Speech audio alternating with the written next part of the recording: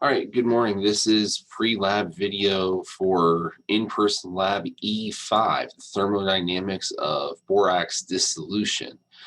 So this lab ties together some concepts that you should know, things like titrations, chemical reactions, stoichiometry, thermodynamics, and puts them together with a concept that you're not familiar with, and that is the concept of equilibrium. So before we get into the actual calculations for this experiment, let's talk a little bit about equilibrium. Now, equilibrium is something that we will spend probably close to a month on when the semester gets rolling here. And an equilibrium reaction is basically a reversible reaction, meaning that I have the reaction as it's written, and the reaction that as it is written goes from left to right. And then I have a secondary reaction, a reaction that if I take this first reaction and flip it around, that reaction goes from right to left, and it's equal and opposite to the reaction that is left to right. So take, for example, this reaction involving sodium borate. Now, borax is a chemical compound. It is a sodium borate compound hydrate where I've got my sodium and my borate ions coming out here, along with a ton of water molecules as the reaction progresses. And this reaction overall is not terribly easy.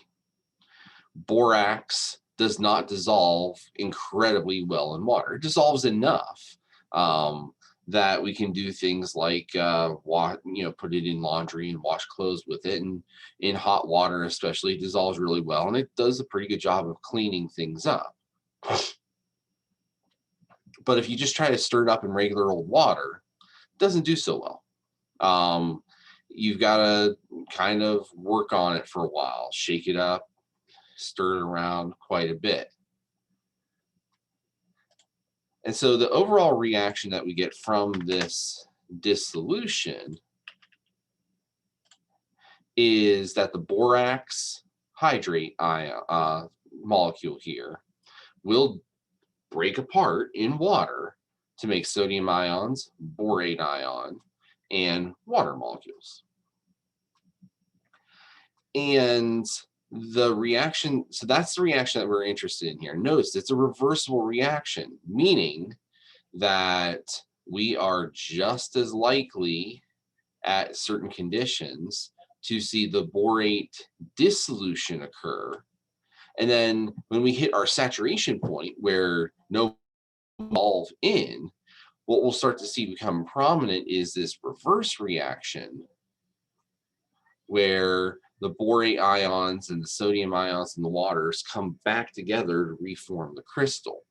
And basically, this is what occurs anytime, and I do mean anytime, we have a reaction system at equilibrium, or in this case, a solution that has reached its solubility limit.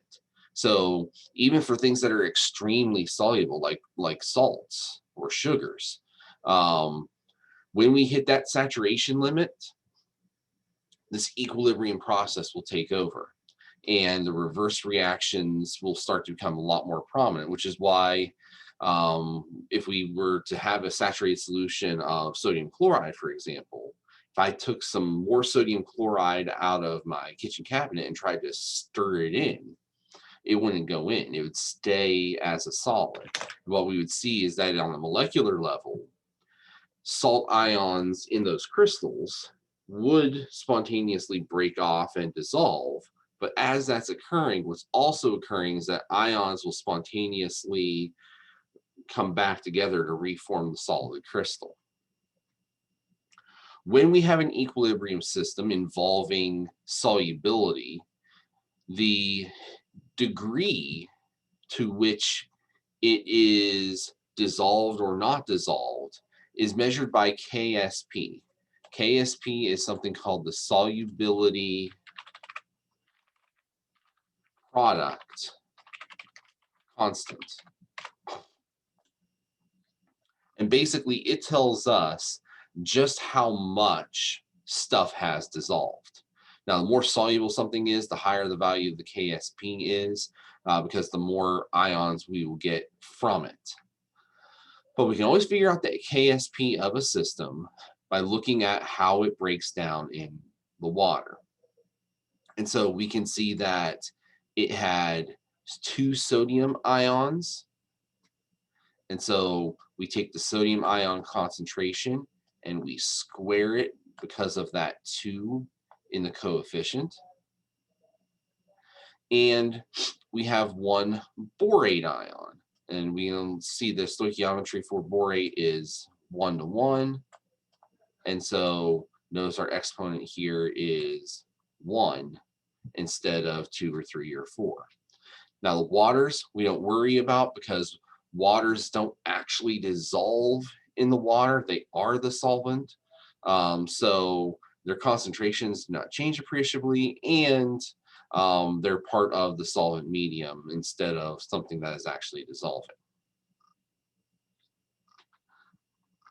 Now, this number, Ksp, is a constant value, provided that we stay at a constant temperature. And so something that you're seeing in the other lab this week is that for the most part, we will see that there is a temperature dependence on delta G, on delta H with temperature.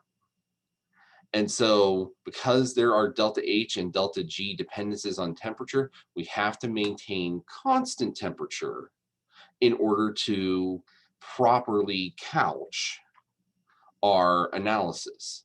And so if our temperatures fluctuate wildly, then we really don't get a very good idea of what the solubility product constant is. Now, the question you might have for yourself is, well, how do we go about testing how much sodium borate is present? And this is where your titration ends up coming in. So let's clear this off for a second and take a look. The borate ion, this guy right here, is capable of reacting with acid. And so if we do a titration with a known quantity of acid, we can use what we know about the acid and the fact that the acid reacts in a 2-to-1 ratio with the borate to figure out the concentration of the borate. So let's just map this out real quick. Titration data tells us the concentration of the borate. And something that you're going to see a lot if you're not familiar with this, the use of brackets around a chemical compound or a formula indicate that we are talking about the molar concentration of that substance. So we get the molar concentration of borate from the titration.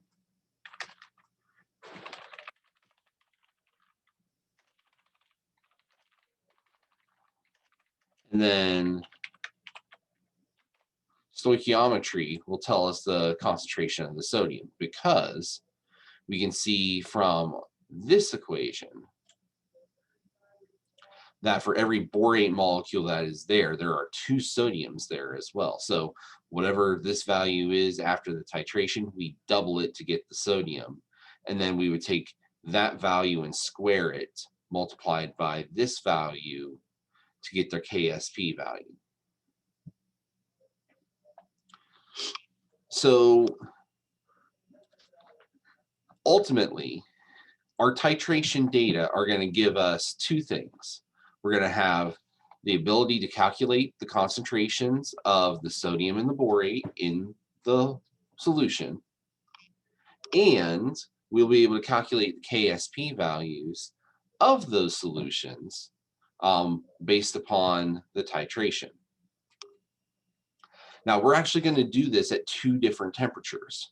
We're going to do room temperature borax solution, And then we're going to do a borax solution where we have cooled it down in ice bath for a period of time.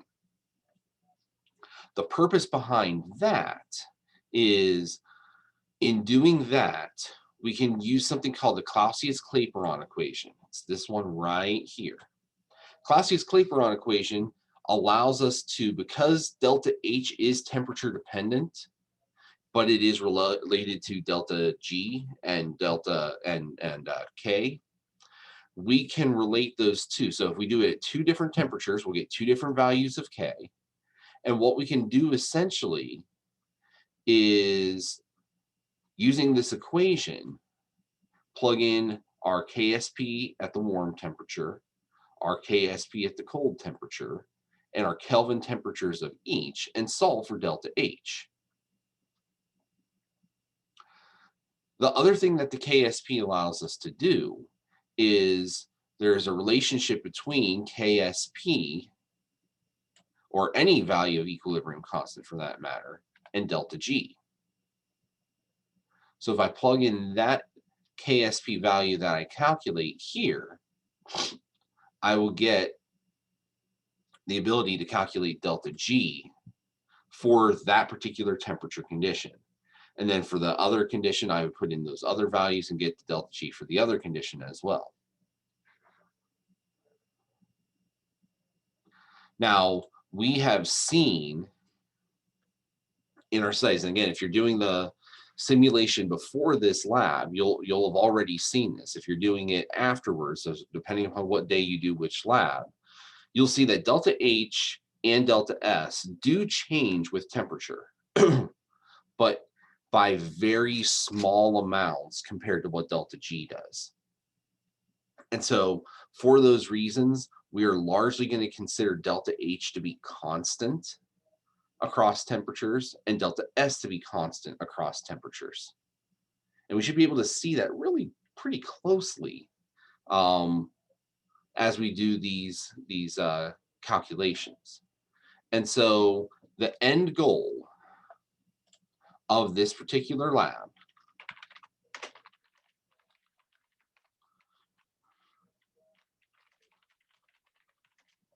we're going to determine Ksp for borax at room temperature and in ice bath. Number two, use Ksp values and T values, the temperature, to determine delta H for the reaction. We'll call it dissolution.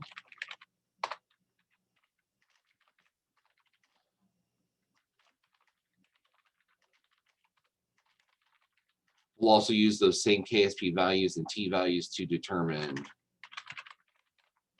delta G for each temperature. And then finally, we'll use the delta H and the delta G values to determine delta S. So 4 tasks in here, but they're all very closely related to each other. And if you look through the data and results in the post lab, you'll see that that is what we are going after ultimately here.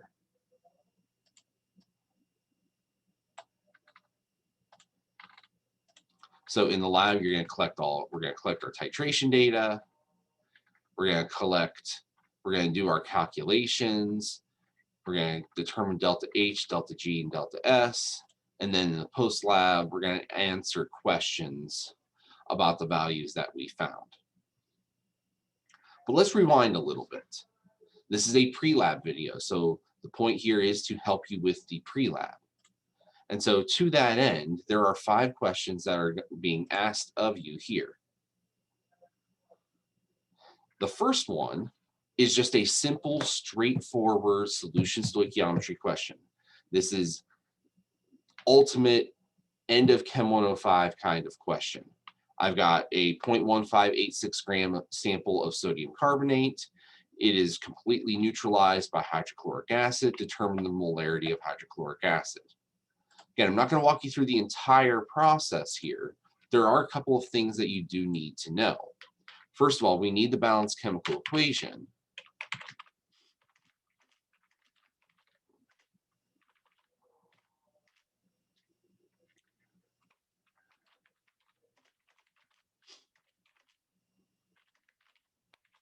And there we have it. So that's the first part. And so if you forget this part, it is going to be very, very difficult for you to end up getting the correct answer to this question. But the plan of attack, generally speaking, is that we're going to turn our grams of sodium carbonate into moles of sodium carbonate,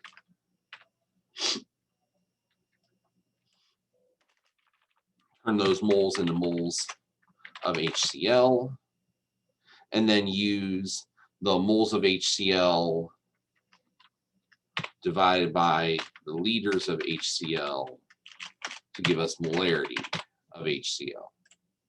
So that's number one.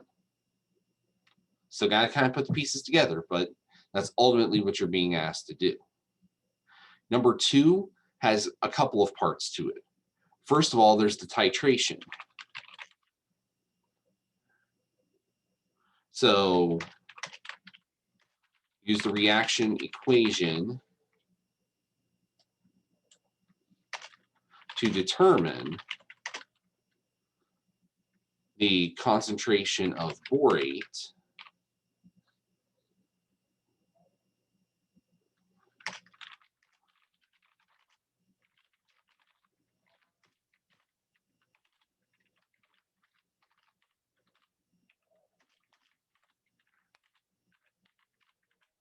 Remember, the titration equation is M1 times V1 over N1 over M2 times V2 over N2. And so you've got to go back to the discussion section here and look at not only concentrations, but also what is the relationship? What is being reacted and in what ratio? If you forget that step, there's no way that you can get the right answer.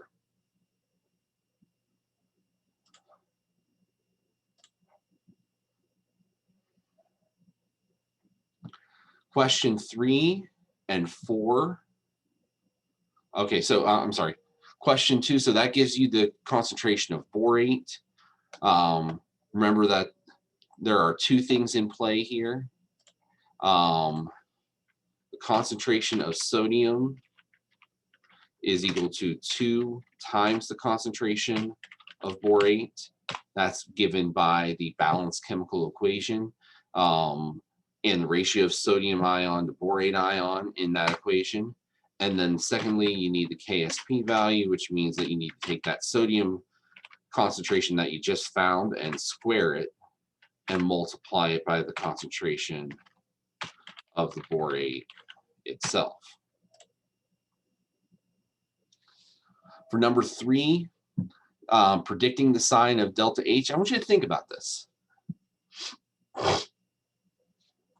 What has to happen in order for a reaction, or excuse me, in order for the dissolution to occur? Are bonds going to be broken in this process, or are bonds going to be formed in this process? Again, you need to think about bonds here, not intermolecular forces, but bonds. And that should help you figure out what delta H should be. Same thing for delta S. Evaluate the disorder of the salt crystal beforehand versus the salt crystal that's been dissolved in the water. Which one has more entropy? And then last one, number 5, what is the pH for bromocresol green changing colors? Several reference texts can find you that. CRC handbook obviously would. I think your lecture packet might have some indicator data in it as well. So check around, and certainly if you really get stuck, a decent web search should point you in the right direction. So that's all for this particular pre-lab video. If you do have any questions as they come up over the course of the next couple of days, please let me know. But otherwise, have a good afternoon, and I will see you in lab.